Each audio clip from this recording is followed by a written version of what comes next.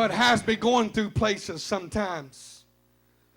God puts me through things in my life sometimes, and it gets tough sometimes, and it gets hard sometimes, but I can't look around and determine that the place that I walk through that God's done yet. Don't you know that Peter would have been just like any other man, except for God said, Peter, upon this rock will I build my church.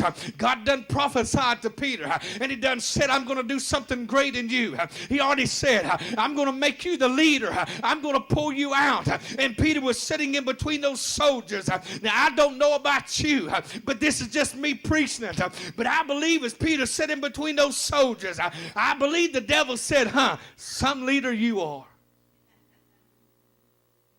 Oh yeah, you thought you was doing something really good when you went to Cornelius' house. What are you going to do now, preacher? Everybody's left you. Nobody's coming. They don't even know where you're at. You're so far deep into the prison they can't get to you. I believe Peter sat there.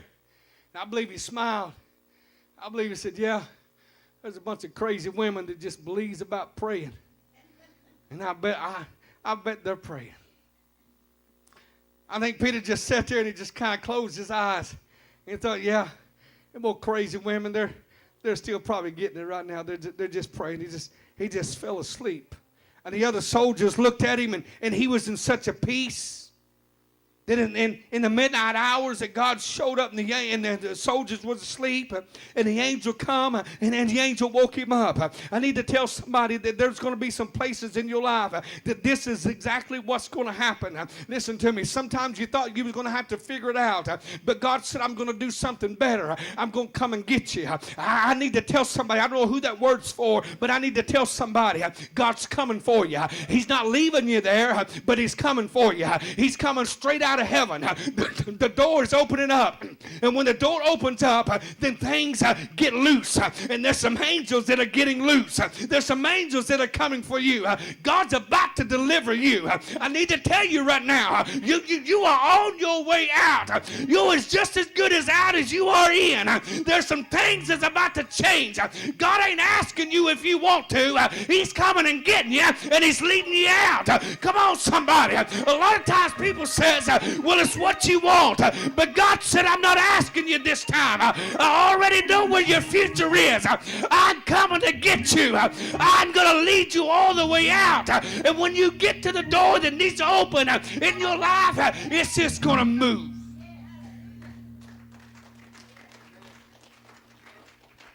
Whew. It's just going to move.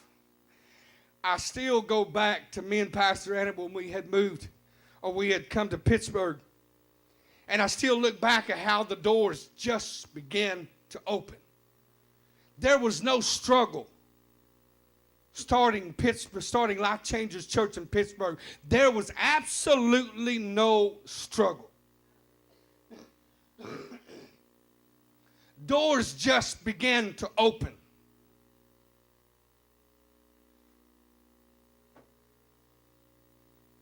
We're going into 2015. We're in 2015. Sorry, camera.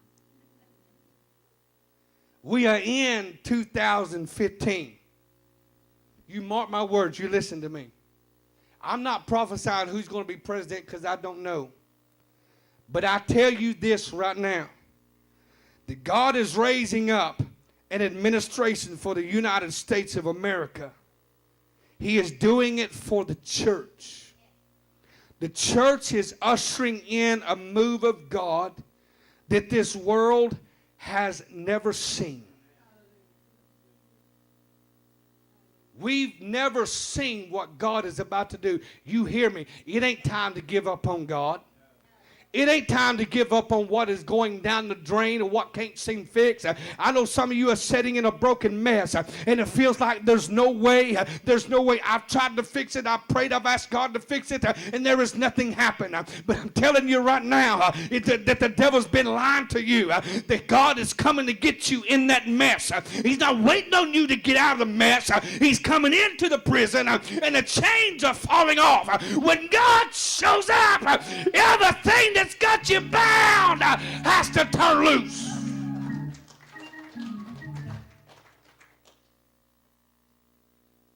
He's coming after you. He's coming to where you're at.